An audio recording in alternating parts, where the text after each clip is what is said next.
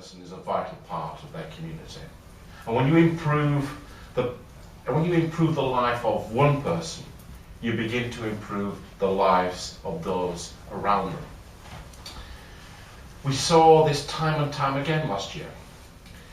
Take the organisation called The Big Lunch.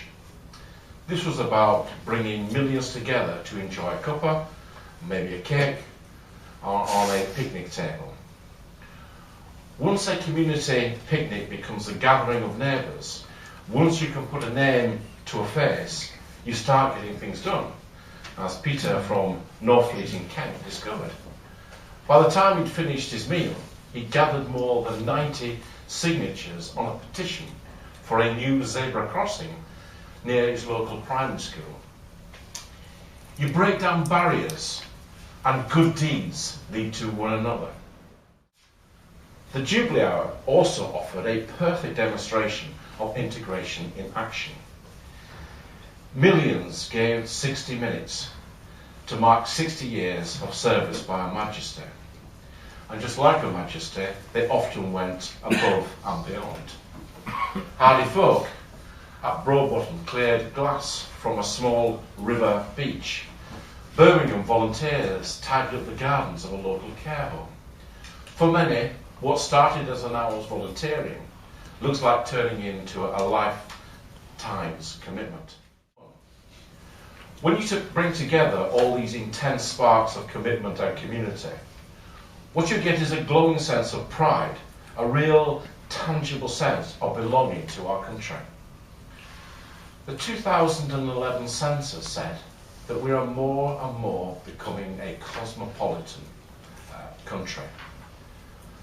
What 2012 demonstrated that we can celebrate the common threads that unite us.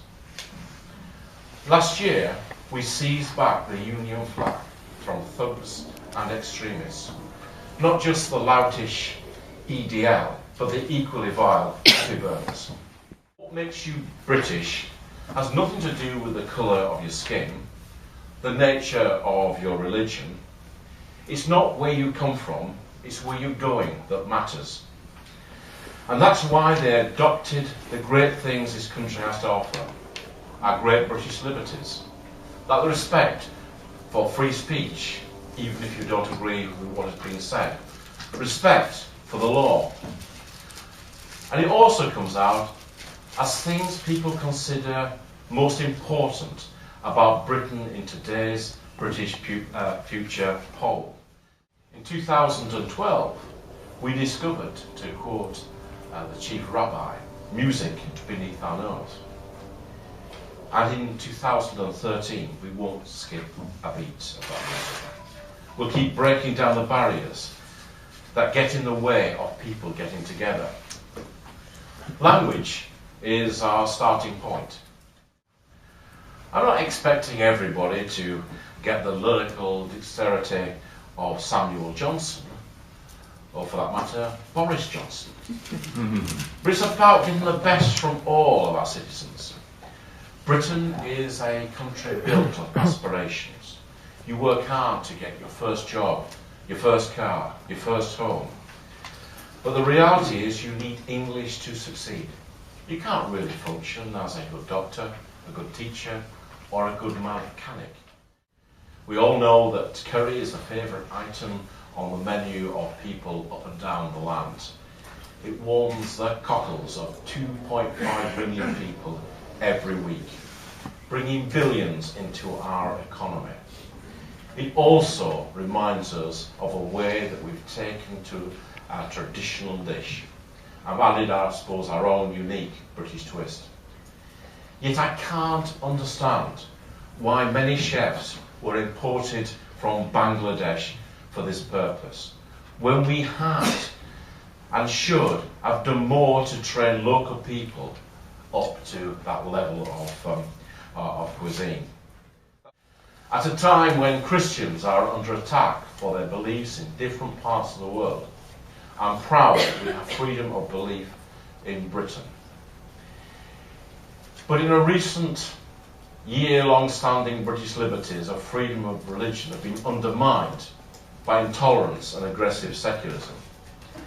taking people to task for wearing the cross or a rosary, beginning costly legal actions against council prayers, as if people had nothing better to do. We're committed to the right of Christians and people of all beliefs to follow their faith openly, wear religious symbols, and pray in public. Finally, if we are to encourage people to get on board, we've got to be very clear. We need to tell some people where to get off. As we did last year, we will continue to work to isolate extremism.